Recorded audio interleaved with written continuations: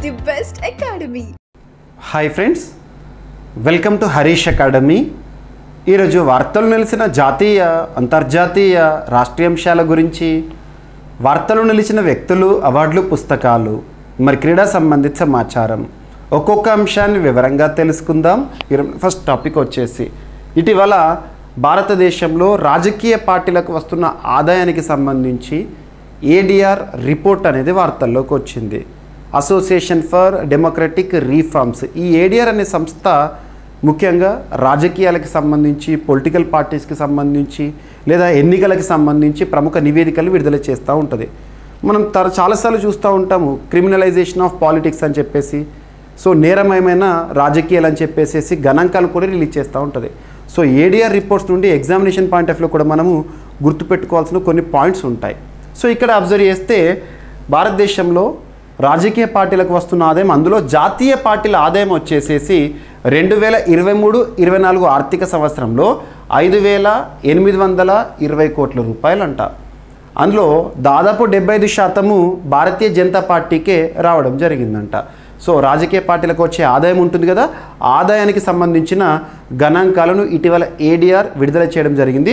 ఇక్కడ అబ్జర్వ్ చేస్తే వార్షిక ఆదాయం 2023-24లో ఒక్కొక్క పార్టీ, నేషనల్ పార్టీస్లో ఒక్కొక్క పార్టీ ఎంత మొత్తంలో ఆదాయాన్ని పొందిందో అబ్జర్వ్ చేస్తే భారతీయ జనతా పార్టీ 4,340 కోట్ల రూపాయలు, కాంగ్రెస్ వచ్చేసి 1,225 కోట్ల రూపాయలు, సిపిఎం వచ్చేసి 167 కోట్ల రూపాయలు, బీఎస్పీ వచ్చేసి 64 కోట్ల రూపాయలు, ఆమ్ ఆద్మీ పార్టీ వచ్చేసి 22 కోట్ల రూపాయలు అండ్ ఎన్పీఈపీ వచ్చేసేసి 0.2 క్రోర్స్.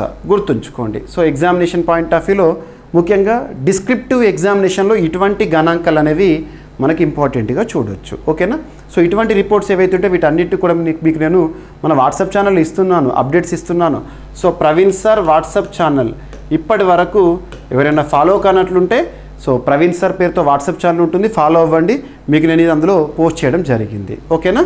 నెక్స్ట్ వచ్చేసేసి సో భారతదేశంలో 26వ సిఈసిగా, చీఫ్ ఎలక్షన్ కమిషనర్గా జ్ఞానేష్ కుమార్ గారు ఇటీవల నియమితులవుతూ వార్తల్లోకి వచ్చారు. భారతదేశంలో ఎన్నికలకు సంబంధించి దేశంలోని అత్యున్నత చట్టమైన రాజ్యాంగం 15వ భాగం డీల్ చేస్తుంది. 15వ భాగంలో ఆర్టికల్ 324 నుండి 329 వరకు మనం నేర్చుకుంటాము. According to article 324 election commission of India అనేది పనిచేస్తుంది. భారతదేశంలో ఎన్నికలను నిర్వహించే అత్యున్నత సంస్థ, ఇండిపెండెంట్ సంస్థ. గుర్తుపెట్టుకోండి.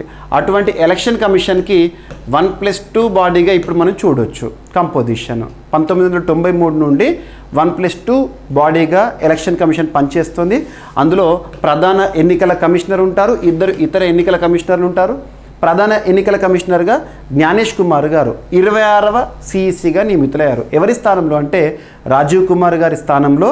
మరి ఇక్కడ అబ్జర్వ్ చేస్తే జ్ఞానేష్ కుమార్ గారు 2029 జనవరి 26 వరకు పదవిలో కొనసాగబోతున్నారు. ఇక తనతో పాటు ఒక కమిషనర్గా వివేక్ జోషి గారు నియమితులు కావడం జరిగింది. ఇంకొక కమిషనర్గా ఎవరున్నారంటే సుఖ్బీర్ సింగ్ సంధు గారు. గుర్తుపెట్టుకోండి.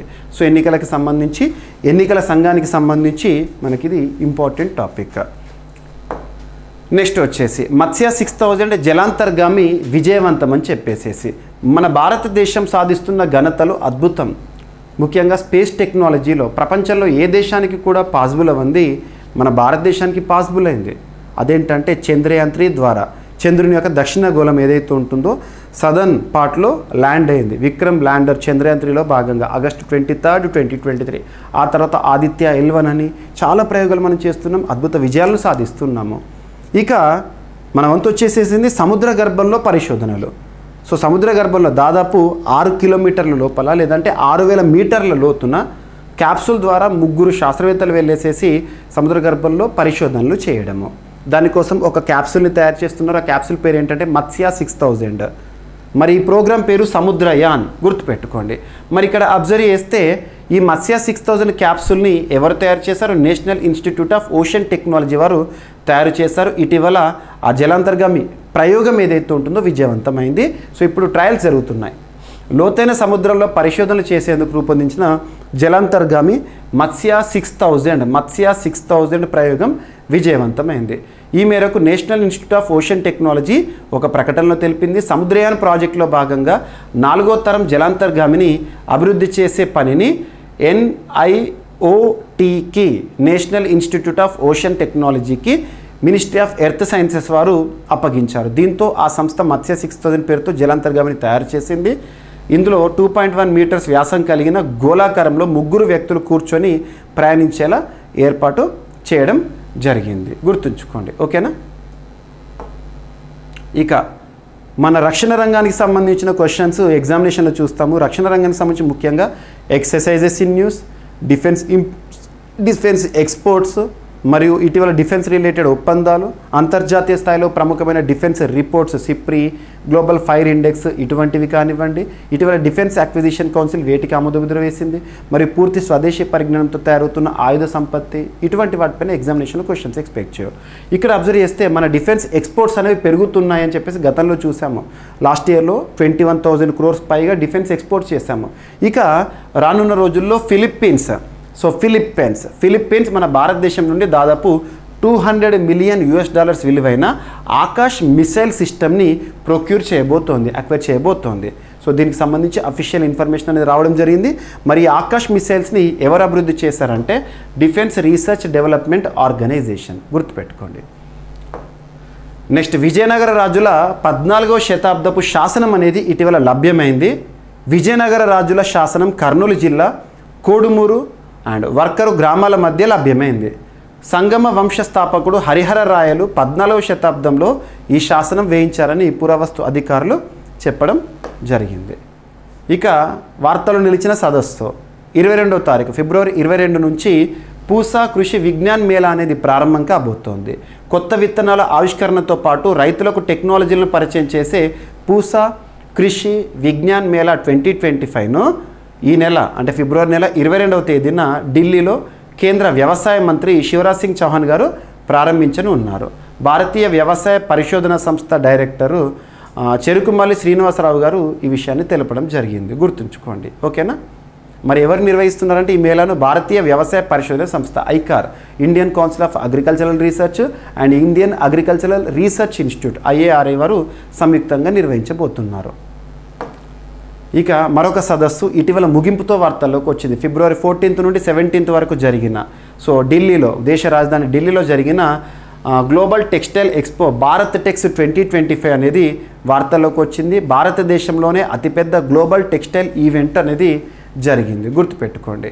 ఇక్కడ అబ్జర్వ్ చేస్తే ఎవరు నిర్వహించారంటే Bharat Tex trade federation, ministry of textiles పరిధిలో ఈ భారత్ టెక్స్ అనేది ఇటీవల ముగింపుతో వార్తలోకి వచ్చింది. టెక్స్టైల్స్, ఫ్యాషన్, సస్టైనబిలిటీకి సంబంధించిన ఒక సదస్సు.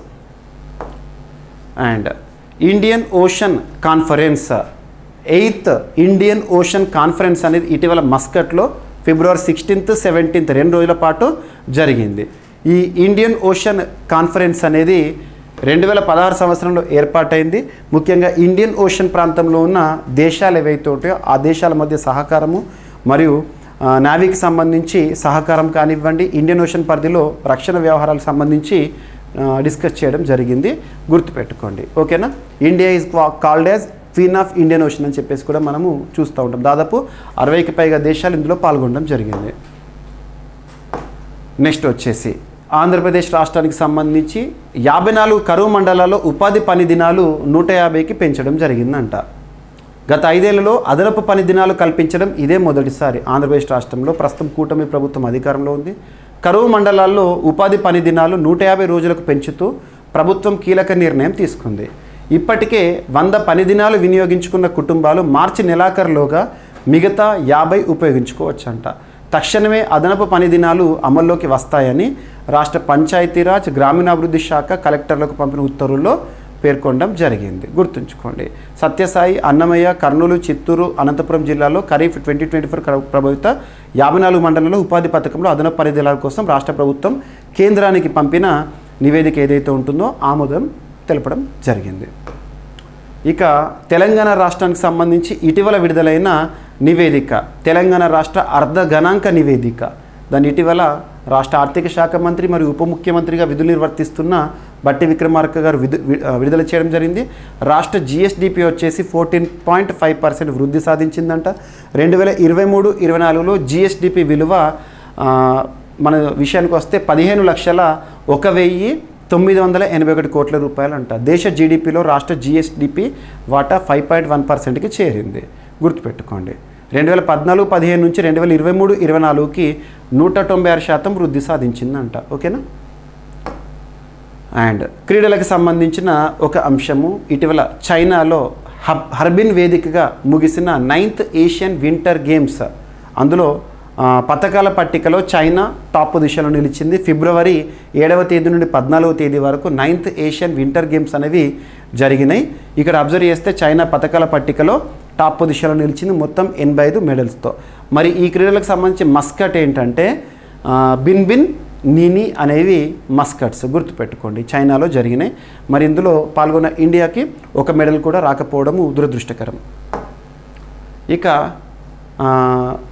వింటర్ గేమ్స్ సంబంధించి సో ఇక్కడ అబ్జర్వ్ చేస్తే 5th edition of Khelo India winter games అనేవి యాక్చువల్గా 22nd to 25th వరకు జరగాలి. కాకపోతే క్లైమేటిక్ కండిషన్స్ వల్ల స్నోఫాల్ అనేది ఇన్సఫిషియెంట్గా ఉండడం వల్ల పోస్ట్పోన్ చేస్తున్నామని చెప్పేసి నిర్వాహకులు చెప్పడం జరిగింది. ఖేలో ఇండియా వింటర్ గేమ్స్ పోస్ట్పోన్మెంట్తో వార్తల్లోకి వచ్చింది. సింపుల్గా చెప్పాలంటే క్లైమేట్ చేంజ్ ఇంపాక్ట్ అనేది క్రీడలపైన కూడా ప్రభావం పడుతుందని చెప్పడానికి ఈ అంశాన్ని మనం అర్థం చేసుకోవచ్చు. ఓకేనా. సో ఈరోజు అంశాలు ర్యాపిడ్గా చూస్తే రాజకీయ పార్టీలకు వచ్చే ఆదాయానికి సంబంధించిన నివేదిక ఏడీఆర్ రిపోర్ట్, మరియు నూతన సిఈసిగా 26వ సిఈసిగా జ్ఞానేష్ కుమార్ గారు, అండ్ మత్స్య 6000 జలాంతర్గామి విజయవంతము. నెక్స్ట్ ఫిలిప్పీన్స్ భారతదేశం నుండి ఆకాశ్ మిసైల్స్ని పొందబోతోంది. విజయనగర రాజుల 14వ శతాబ్దపు శాసనం లభ్యము. అండ్ 22వ తారీఖు నుంచి పూసా కృషి విజ్ఞాన్ మేళ జరగబోతోంది. ఇటీవల ముగిసిన Bharat Tex 2025. Next 8th Indian ocean conference అనేది మస్కట్లో ముగిసింది. నెక్స్ట్ 54 కరువు మండలాల్లో ఆంధ్రప్రదేశ్ రాష్ట్రంలో ఉపాధి పని దినాలు పెంపు. నెక్స్ట్ తెలంగాణ రాష్ట్రానికి సంబంధించి రాష్ట్ర అర్ధ గణాంక నివేదిక. 9th ఏషియన్ వింటర్ గేమ్స్ అనేవి చైనా హర్బిన్లో ముగిశాయి. Next climate change impact 5th Khelo India winter games పైన పడడం జరిగింది. సో ఇవి ఫ్రెండ్స్ ఈరోజు వార్తలు నిలిచిన అంశాలు. మిస్లీనియస్ అంశాలను మిగిలిపోతే రేపటి క్లాస్లో జోడించి మరొకసారి నేర్చుకుందాం. రేపు కలుద్దాం. Thank you.